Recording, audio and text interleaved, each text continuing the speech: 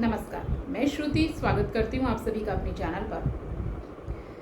चौथे घर का जो कारक है मूल रूप से वो चंद्रमा को माना जाता है। ठीक है, ये माता का भी कारक है और सुख का भी भाव है। ऐसा क्यों है? क्योंकि कोई बच्चा होता है ना, शिशु, उसे सबसे ज़्यादा सुख अपनी माँ की गोद में मिलता है। फिर चंद्रमा एग्जॉल्टेड होता है वृषभ राशि में, उच्चिका मानते हैं चंद्रमा को। क्यों?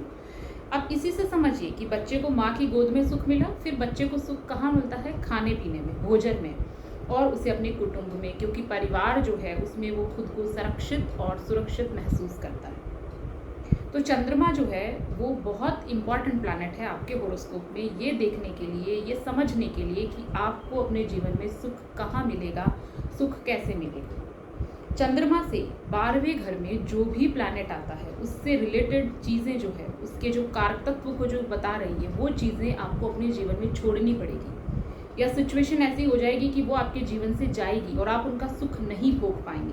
चंद्रमा से 12वां कोई भी हो, जैसे एग्जाम्पल लेते हैं, मान लीजिए आपके होरोस्कोप में चंद्रमा जहाँ भी प्लेस्ड है किसी भी राशि में, उससे 12वें में है, मंगल बैठा है, तो क्या होगा?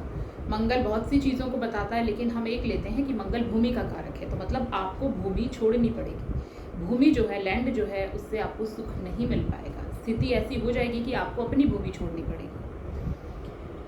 तो ये एक एग्जाम्पल है। अब मान लीजिए किसी का चार्ट ऐसा हो सकता है कि वहाँ पे चंद्रमा से 12वें कोई भी प्लैनेट ना हो, चंद्रमा बैठा हो, लेकिन पीछे का घर जो है उसमें ग्रह कोई ना हो, तो वो घर में राशि होगी। आप देखिए वो राशि जो है वो कौन सी है, उस राशि से जुड़े कारक तत्व जो है उनको आपके जीवन में जो है वो आपसे दूर जाएंगे।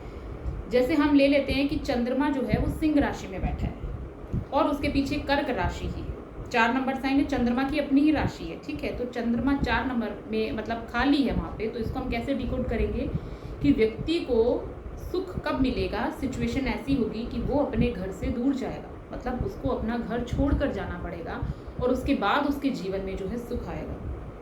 तो आप राशि को इस तरह से डिकोड कर सकते हैं, कोई भी प्लैनेट है उसे इस तरह से समझ सकते हैं। एक एग्जांपल और देती हूँ, जैसे मान लीजिए चंद्रमा जो है तुला राशि में प्लेस्ड है, इसके पीछे आता है 6 नंबर का साइन।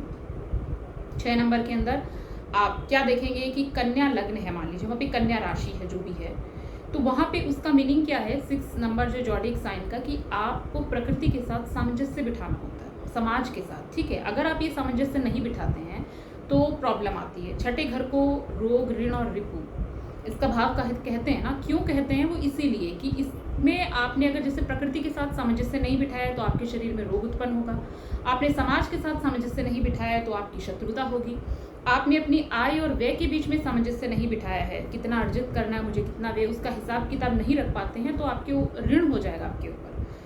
तो और जब ये आप सामंजस्य बिठाना सीख जाते हैं तो वो तुला राशि उसके बाद आती है, जहाँ पे तराजू है जो आपको बैलेंस बताती है।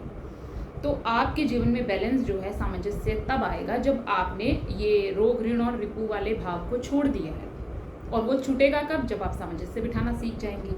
तो जहाँ पे जैसे चंद्रमा 7 में है, तो मतलब आपके रोग, ऋण, रिपु जो है ये आपके कम होते जाएंगे आपके जीवन में से। और क्यों कम होंगे? जब तक आपने सामंजस्य बिठाना नहीं सीखा है तब तक कम नहीं होंगे। जैसे जैसे आप सामंजस्य बिठाना सीख जाते हैं ना, वैसे वैसे वो चीज़ें कम होगी और फिर आपको चंद्रमा 7 राशि के जो कारक तत्व है तुला राशि, उसका सुख प्रदान करेगा। तो चंद्रमा जिस राशि में जाता है उसका सुख आपको तभी देता है जब उससे पीछे वाले घर की चीज़ें जो है वो आपकी लाइफ से दूर होती है या आपकी लाइफ से छूट जाती है। मतलब वो चीज़ें आपकी लाइफ से दूर होगी ही, क्योंकि ये आपका प्रारब्ध है। चंद्रमा से 12वें जो भी प्लैनेट है उसके जो भी पर्टिकुलर आप देख लीजिए कि कहाँ पे कौन से घर में गया है, कौन सी राशि में है, वो चीज़ें आपके जीवन से किस तरह से दूर होती है। आप चाह के भी उनका भोग नहीं कर पाएंगे सुखपूर्वक, वो चीज़ें जाएगी और उसके जाने के बाद वो राशि जो है उसमें आपको उस जगह कुछ मिलेगा जहाँ चंद्रमा प्लेस्ड है। तो 12th हाउस जो है वो मतलब बहुत डीप है। वैसे तो हर ग्रह पे आप इसे लगा के देख सकते हैं कि जो भी ग्रह है उससे 12वें में जो भी मतलब 12वें घर में जो भी राशि है, जो भी प्लैनेट है, उसका वैसा ही आपको कुछ हद तक रिजल्ट मिलेगा। लेकिन फिर भी चूंकि चंद्रमा बहुत महत्वपूर्ण है, क्योंकि ये आपकी पूरी की पूरी जो व्यवहार है ना, आप कैसे करते हैं, आपकी जो मानसिक स्थिति, आपका जो सुख है, आंतरिक भाव, उसको मतलब बहुत कंट्रोल किए हुए, इसलिए चंद्रमा को आपको देखना बहुत ज़रूरी है। इसीलिए चंद्र कुंडली का इतना ज़्यादा महत्व है। आप चंद्र कुंडली बनाते हैं, उसमें चंद्रमा को आप लग्न में रखते हैं, तो आप देखिए उससे पीछे वाले घर में जो 12th हाउस बन गया है वहाँ पे कौन सी राशि या कौन सा प्लैनेट है, आपको जीवन में हमेशा पर्टिकुलर उस ग्रह से रिलेटेड चीज़ें जो है अभाव महसूस होगा, या आपको ऐसा लगेगा कि आपने वहाँ व्यय बहुत ज़्यादा किया है, आपने वहाँ पे मतलब खोया ही खोया है। अब 12th लॉर्ड का भी यही है कि जैसे 12th लॉर्ड जिस भी हाउस में जाता है, आपको उस हाउस से रिलेटेड चीज़ों पे आपका व्यय होता है, ठीक है। वो व्यय इस तरह से होता है कि आपको वहाँ प्रतिफल कुछ नहीं मिलता, लेकिन आपका व्यय होता है, किसी भी रूप में हो सकता है आपका धन का व्यय हो गया, मनी चला गया है, या फिर आपको शारीरिक या मानसिक रूप से है जो आपको अपनी एनर्जी वहाँ पे लगानी पड़ी हो। अगर आप किसी जगह पे बहुत ज़्यादा इन्वॉल्व होते हैं, अपना एनर्जी बहुत, टाइम भी किसी को बहुत दे रहे हैं, तो एक तरह से वो व्यय ही हुआ ना। और वो क्यों हुआ? क्योंकि 12th लॉर्ड वहाँ गया है। जैसे 12th लॉर्ड अगर फर्स्ट हाउस में आ गया है तो पर्सन खुद के ऊपर ही बहुत व्यय करता है, खुद के शरीर पर व्यय करना होता है उसे। 12th लॉर्ड सेकंड हाउस में चला जाएगा तो वो व्यय किस पर करेगा? अपने कुटुंब पर करेगा या अपने भोजन पर व्यय करेगा, बहुत ज़्यादा। हम इसे कह सकते हैं पर्टिकुलर व्यय तो देखिए सभी करते हैं, लेकिन एक तो व्यय होता है कि आपने जितना अर्जित किया आप कंपेरिजन मतलब उसके अकॉर्डिंग वहाँ कर देते हैं व्यय। एक होता है कि वो आपकी नियति है कि आपको व्यय वहाँ करना पड़ता है, चाहे आपकी इच्छा हो या ना हो, लेकिन स्थितियाँ ऐसी हो जाएगी। जैसे 12th लॉर्ड अगर थर्ड हाउस में चला गया है तो आपका व्यय अपने सिबलिंग्स पर होता है, भाई बहनों पर व्यय हो जाएगा।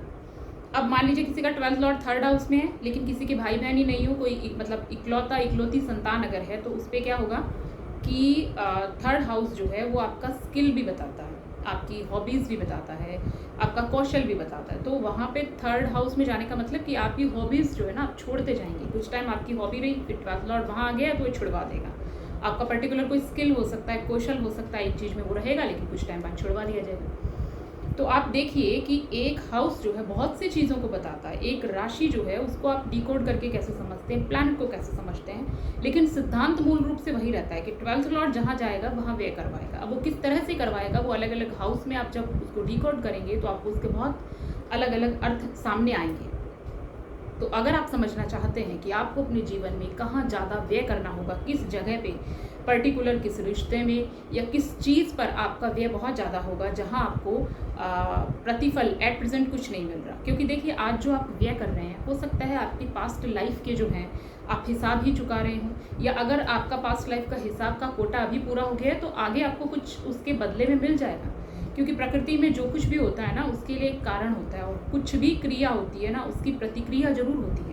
चाहे कोई व्यक्ति कुछ भी करे, कहीं पे भी कोई भी घटना भी होती है ना उसके पीछे कोई ना कोई रीज़न ज़रूर होता है, और उसका कुछ ना कुछ आप ये कह सकते हैं रिएक्शन भी ज़रूर होता है, ये नेचर है। तो आपको 12th लॉर्ड का ये देखना है कि उसका प्लेसमेंट कहाँ हुआ, वहाँ किस तरह से व्यय होगा, और चंद्रमा से 12वें आपका कौन सा प्लैनेट जो है वो गया है, और आपका वहाँ पे प्लैनेट नहीं है तो राशि साइन कौन सा है, उस जॉडिक साइन को आप देखिए और उससे चीज़ों को समझते हुए आप डिकोड कीजिए कि आपके जीवन में आप उन चीज़ का सुख जो है नहीं भोग पाएंगे या आपको वो छोड़नी पड़ेगी। और अगर आप ये देख के समझ जाते हैं ना तो फिर आपको ये चीज़ समझ में आती है कि क्यों आपको इस चीज़ का सुख जो है वो नहीं मिल सका है। इसीलिए चंद्र कुंडली का भी महत्वपूर्ण स्थान है। जैसे मैंने बताया चंद्र कुंडली में आपको एक पिक्चर और अच्छे से क्लियर होती है कि चंद्रमा से 12वें जो है 12वें घर में ही गया, वहाँ पे कौन सी राशि प्लैनेट है और क्या क्या चीज़ें आपको छोड़नी पड़ेगी, आपके जीवन से जाएगी। उम्मीद करती हूँ इसे जानकर आपको अच्छा लगा होगा। अगर आप मेरे चैनल से अभी नए जुड़े हैं तो प्लीज़ इसे सब्सक्राइब करना मत भूलिएगा, और अगर आपको मेरे वीडियोज़ अच्छे लगते हैं तो इन्हें लाइक और शेयर ज़रूर कीजिए। धन्यवाद।